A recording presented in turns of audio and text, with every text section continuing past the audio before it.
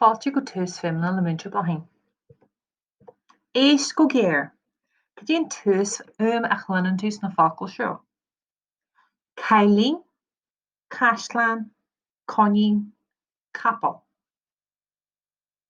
Is é an túsfhuaim sna focail seo na c. Arc ar na focail seo. Go dtí a thugann tú faoi deara faoin tús-litir. Cailín, caisleán, coinnín, capal. Tosnaíonn siad le leis an litir C. Deanann an litir C an uaim c. An féidir leat an litir C a scríobh. Bhain tríal.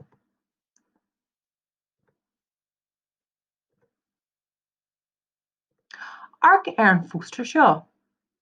Go déanar rud é a thosaíonn leis an litir C. Coinnín, cailín, capal, caisleán. Tá cailín agus capal ag sugadh le coinnín. Go dté seo.